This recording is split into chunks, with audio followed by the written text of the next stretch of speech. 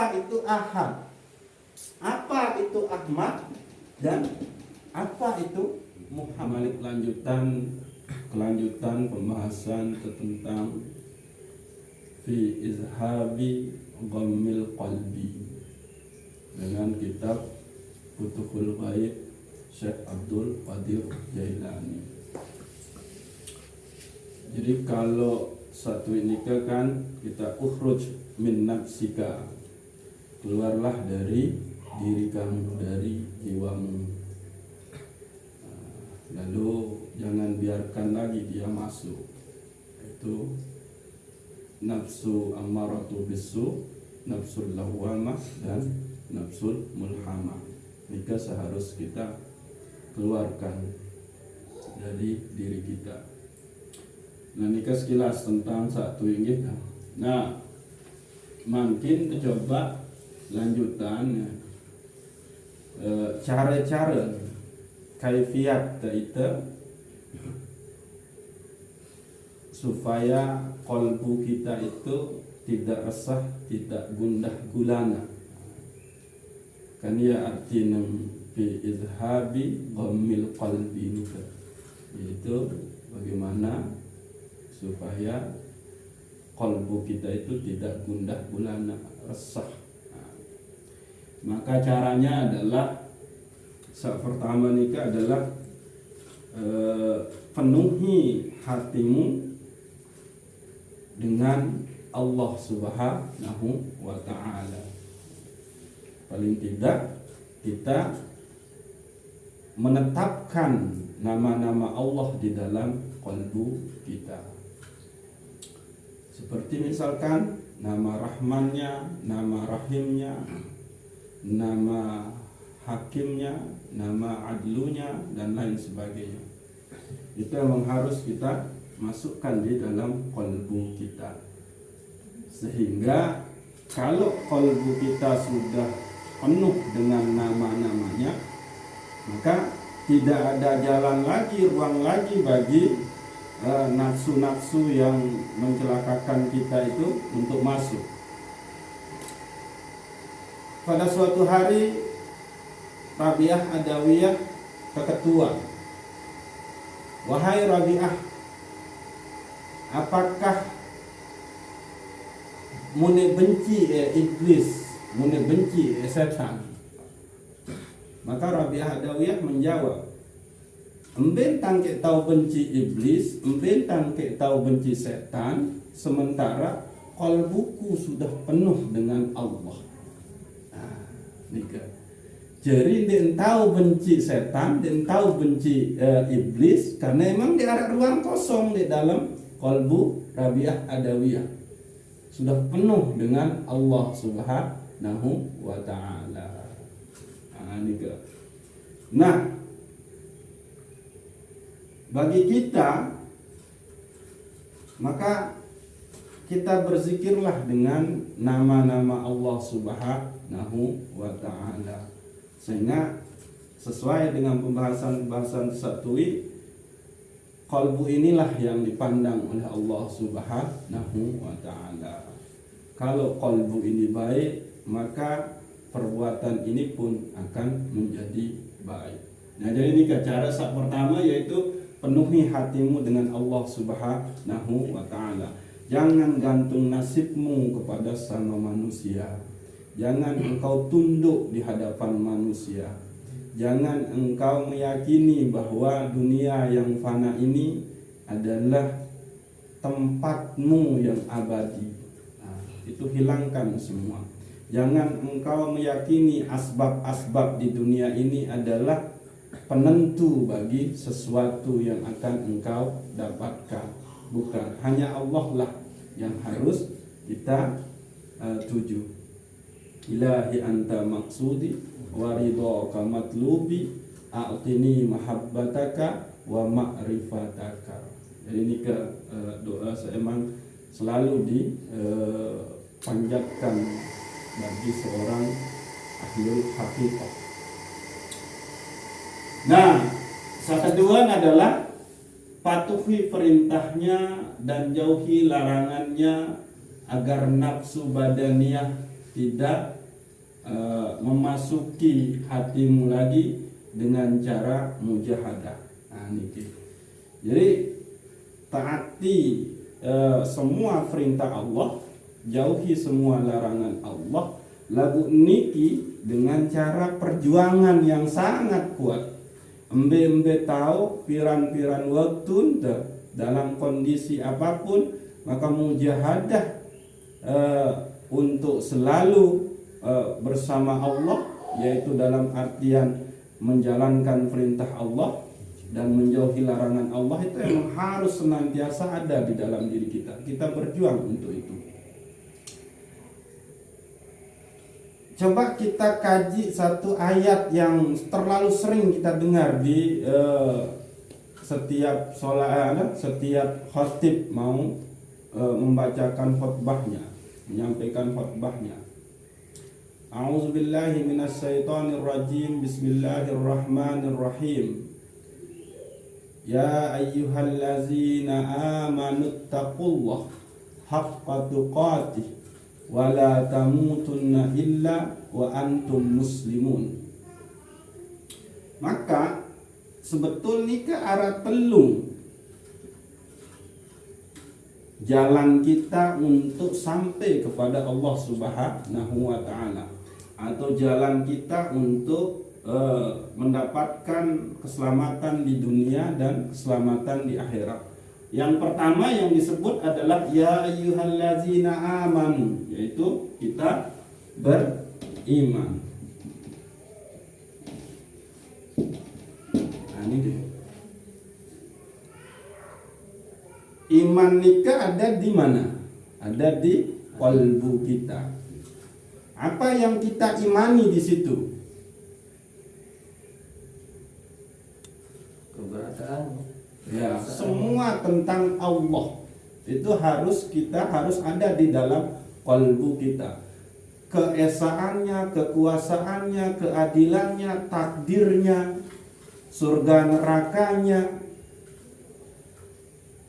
hidup dan mati kita, apa yang akan kita alami di alam barzakh, itu semua itu harus kita yakini di dalam hati kita. Maka ini syarat yang pertama, yaitu amanu, beriman. Sehingga ya ayyuhallazina amanu. Lalu yang kedua adalah Takwa.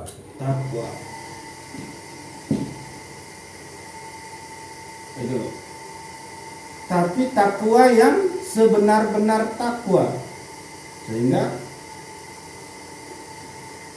ittaqillah haqqa tuqatih, bertakwalah dengan sebenar-benar takwa. Embe sateparan orang yang sebenar-benar takwa. Nah, ini hakikat takwa itu yang mana? Menjalankan perintahnya dan menjauhi larangannya. Itu artinya. Nah, pengertian dia. Nah, menjalankan perintah Allah, menjauhi larangan Allah. Ya, memang arti takwa. Nah, yang disebut dengan takwa yang sebenarnya adalah engkau menyadari, engkau merasakan, engkau benar-benar tahu bahwa Allah senantiasa bersamamu. Nah, itu dia. Berarti dari iman masuk lagi kita ke permasalahan ihsan. Apa dalilnya hakikat takwa ini? Wa huwa ma'akum aynama kuntum. Di mana ada kalian, di situ ada Allah. Inilah dia takwa yang sebenarnya. Takwa yang sebenar-benar takwa. Nah itu. Namun sabar ini kan pengertian. Tapi ruh dari takwa itu adalah kita merasakan, kita dipandang oleh Allah Subhanahu wa ta'ala. Kita merasa selalu diawasi oleh Allah Subhanahu wa ta'ala. Karena di teman sampai kita memandang Allah Subhanahu wa ta'ala. Tapi paling tidak rasakanlah, yakinilah bahwa Allah itu memandang, dalam artian dendek te maknai memandang nu marantan ite seekawih ngapiaran ni tidak. Nah, inilah dia hakikat takwa yang sebenarnya, yaitu wa huwa ma'akum ainama kuntum.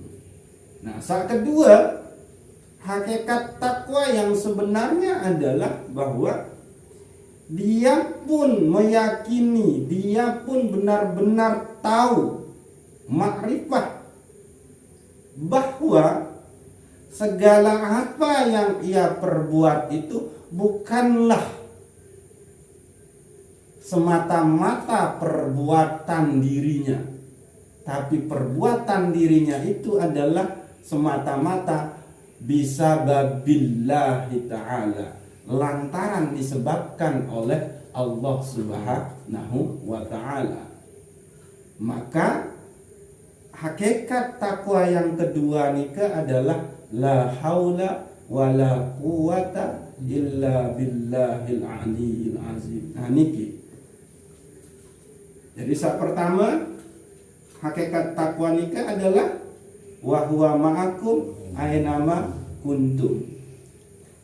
Meyakini, merasakan Allah memandang kita, mengawasi kita, menjaga kita, membimbing kita.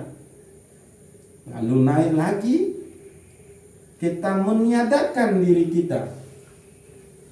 Dalam bahasan nabiaran Syekh Imam Ibnu Al-Qaillah itu adalah keluarlah dari sifat-sifat basariyahmu, ukhruj min awsafi basariyatika, keluarlah dari sifat-sifat kemanusiaanmu. Nah, jadi syarat kedua adalah bertakwa.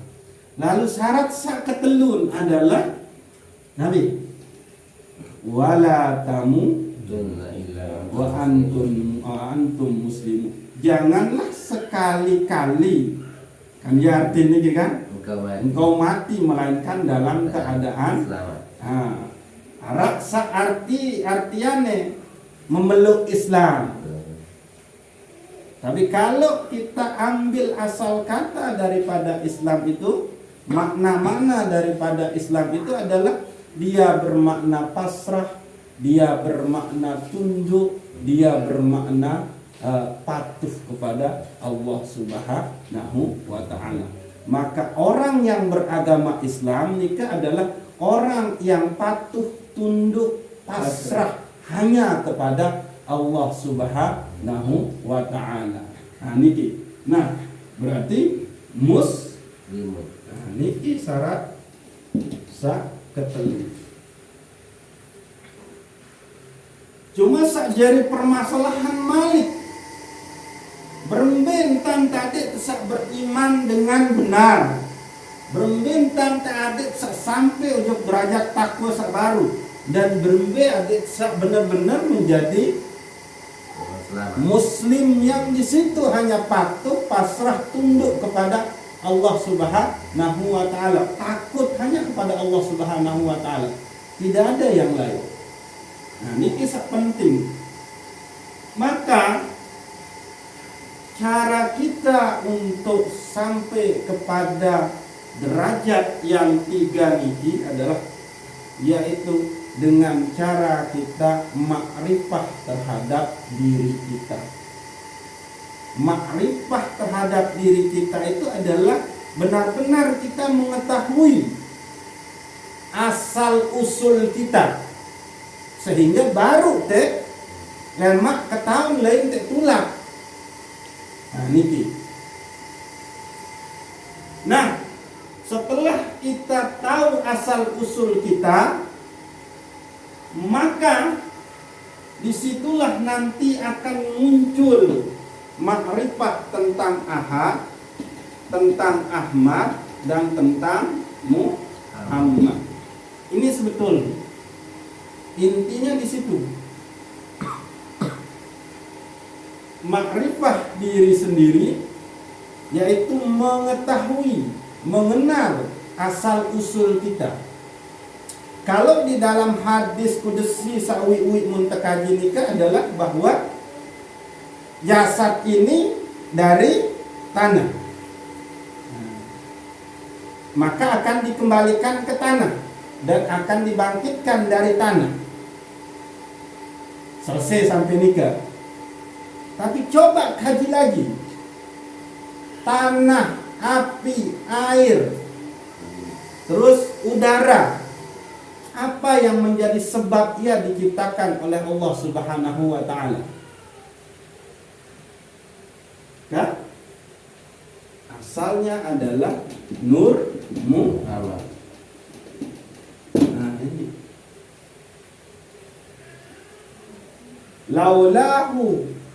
Laulahu, semuanya adalah laulahu.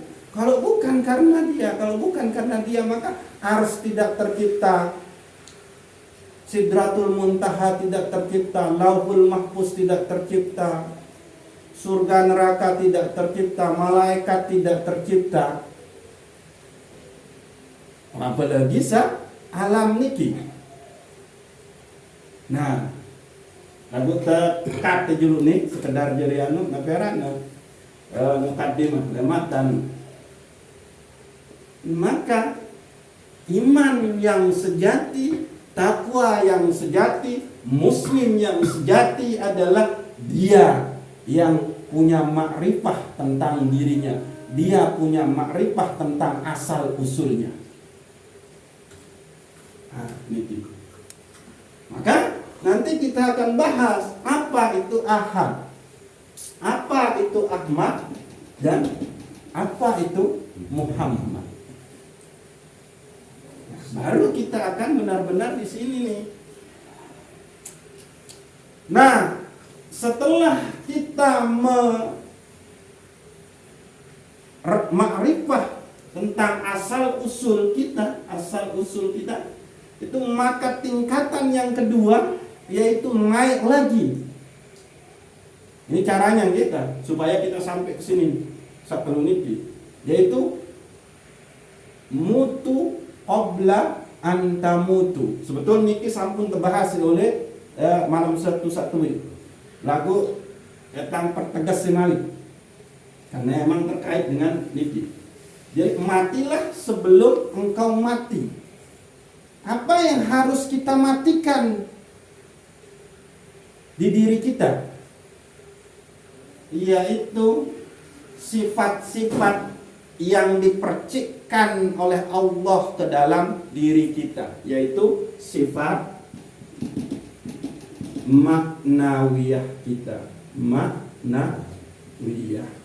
Nah ini, karena sifat maknawiyah ini itu adalah percikan dari sifat ma'ani. Ini.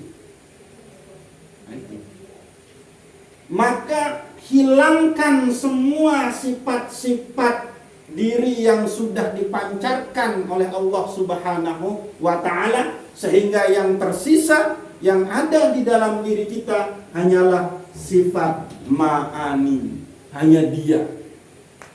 Nah, mana dia sifat ma'ani dan sifat maknawiyah itu? Saunin samarak kajian satu. La qudrata illallah. Tidak ada yang berkuasa kecuali Allah. Ini. Kita hanya dipercikkan. Maka Syekh Abdul Qadir Jailani mengatakan bahwa lepas semua yang engkau merasa di situ menguasai dan memilikinya. Kan ia pembahasan cara kedua setelah ukhruj min nafsika. Dosa kedua adalah buang semua yang engkau merasa menguasai dan memilikinya. Merasa memiliki kuasa, padahal kita tidak menguasai apa-apa, bahkan diri kita tidak mampu kuasai. Nah itu. Maka Yang ada di situ hanyalah sifat ma'ani, yaitu la qudrata illallah. Tidak ada yang berkuasa kecuali Allah Subhanahu wa ta'ala. Lalu yang kedua adalah la iradata illallah. Tidak ada yang berkehendak, tidak ada yang berkeinginan kecuali Allah Subhanahu wa ta'ala. Nah,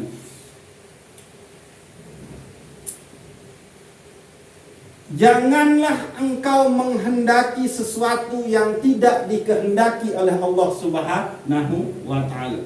Ini caranya. Artinya bahwa lepaslah semua keinginanmu, lepaskanlah semua kehendakmu, karena keinginan, kehendak dan nafsumu itu Allah yang ciptakan. Maka turutilah apa-apa yang dikehendaki oleh Allah Subhanahu wa ta'ala. Itu dia. Maka posisi kita adalah itu mematikan sifat maknawiyah yang ada di dalam diri kita, yaitu la iradata illallah. Tidak ada yang berkehendak, tidak ada yang berkeinginan kecuali Allah Subhanahu wa ta'ala. Apa yang diinginkan oleh Allah Subhanahu wa ta'ala? Engkau beriman, engkau bertakwa, dan engkau hanya pasrah, tawakal, tunduk, mengabdi kepadaku. Nah, itu. Nah, setelah la iradata, maka saketelut la hayata illallah. Tidak ada yang hidup kecuali Allah Subhanahu wa ta'ala. Karena emang Allah lah yang hayat. Hidup kita bergantung kepadanya. Bahkan untuk melangsungkan hidup kita itu pun bergantung kepada Allah Subhanahu wa ta'ala. Coba sila tanam tepare, tanaman te apalah menu kan. Lamun de pentun hujan si Allah ta'ala bemben tane bau nyari anu ni, atau utus hama si Allah Subhanahu wa ta'ala, maka diarah entan te tahu kembangin, tumbuhin, kembangin, irup sak anugrahin sida-sida Allah Subhanahu wa ta'ala. Sehingga hakikatnya emang hayat itu milik Allah Subhanahu wa ta'ala. Di dialah kita menggantungkan hidup dan mati kita. Muandi nang kemalem doang tentang berkemil Allah ta'ala diarak kejeluk. Ini nggak kena entan tumbuh selaku apa ni narak jeluk, narak matahari. Nah, itu. Kenapa? Biadi lailu wan nahar. Itu kan. Di genggaman kekuasaanku lah malam dan siang itu. Nah, ini jadi la hayata illallah. Terus yang keempat, nanti sifat maknawiyah. Qudrah, iradah. Oke, ini terus kita juga hilangkan merasa diri mengetahui. Nah, ilmun, alimun. Maka di situ haruslah muncul la alima illallah. Tidak ada yang mengetahui, tidak ada yang berilmu kecuali Allah Subhanahu wa ta'ala. Kalau niki, maka itu sebabnya nama lain dari Rasulullah sallallahu alaihi wasallam itu adalah Al-Qalam. Lantaran beliaulah maka semua ilmu pengetahuan itu kita dapatkan. Nah, lalu begitu kita sudah mendapatkannya, janganlah merasa kita yang memiliki pengetahuan itu sendiri. Janganlah merasa kita mampu hilangkan itu semua. Maka yang ada hanya la alima illallah. Begitu seterusnya. La sami'a illallah. Bukanlah diri ini yang benar-benar mendengar, tapi emang Allah Subhanahu wa ta'ala. La basira illallah. La kalima illallah. Nah, jadi itu mutu qabla anta mutu, kita matikan percikan-percikan yang diberikan oleh Allah Subhanahu wa ta'ala kepada diri kita, lalu yang tinggal hanya sifat ma'aninya. Nah, itu kita hanya dipercikkan. Muya ita aku ita epean. Penentang ini ita epean misalkan. Pendengaran ini ita epean. Oke. Maka kalau belum sampai ke situ, maka belumlah ia mengiktikadkan Allah Subhanahu wa ta'ala dengan sebenar-benar iman.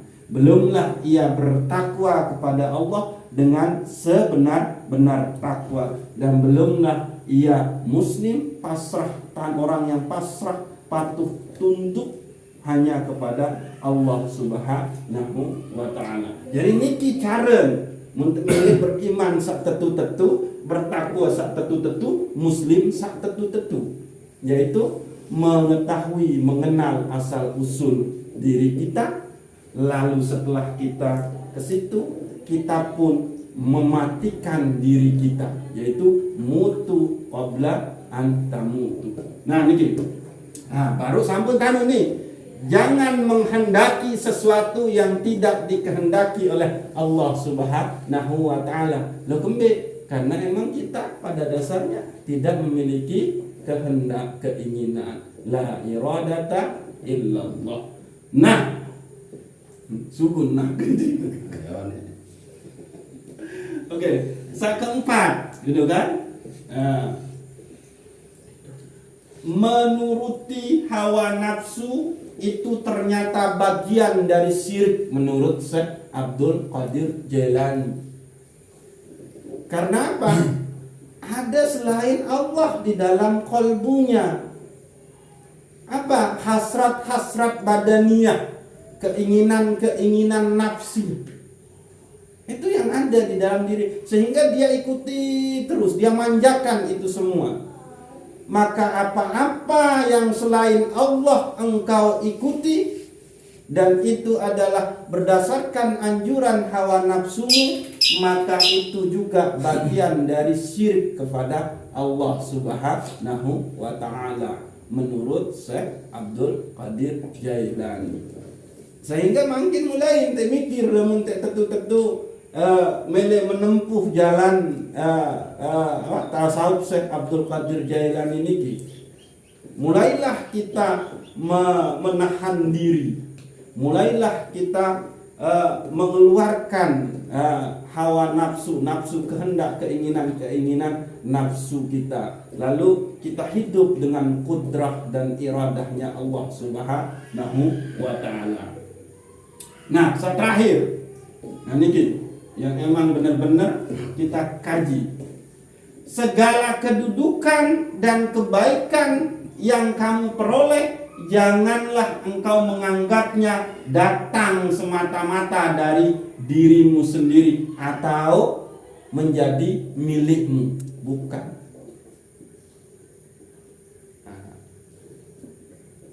Tapi emang itu hakikatnya hanyalah milik, anugerah, pemberian, keredaan Allah Subhanahu wa ta'ala. Sesuai BK marah kajian Al-Hikam bahwa ternyata kita pun bisa menyembah kepada Allah Subhanahu wa ta'ala. Itu adalah anugerah dari Allah Subhanahu wa ta'ala. Dari warid menjadi wirid. Nah itu. Jadi haruslah kita udah buang itu semua. Barulah kita akan benar-benar tahu cara keluar dari diri sendiri kita dan memasukkan hanya Allah di dalam kalbu kita. Nah, maka yang ada di situ adalah itu iman yang benar-benar iman yang sempurna, ketakwaan yang sempurna, dan muslim yang benar-benar kafah. Atau dalil lain adalah udkhulu fis silmi kafah. Masuklah ke dalam Islam secara menyeluruh, total. Nah, lamun sa niki nggih tang asal usul sa baru nikah permasalahan Ahad, Ahmad, Muhammad, insyaallah lain kali kita ruang kondisi dulu. Nah, baru bau kaji niki kita sekedar singgung-singgung dulu. Mudah-mudahan kita sudah menuntaskan kajian permasalahan Nabi Aran dan bagaimana kita membuang keresahan, kegundahan kolbu kita niki, maka kolbu kita pun sudah mulai benar-benar merasakan hanya dia, hanya dia, hanya dia, tidak ada yang lain, tidak ada yang lain, hanya dia. Huwa. Wallahu a'lamu bissawab. Assalamualaikum warahmatullahi wabarakatuh.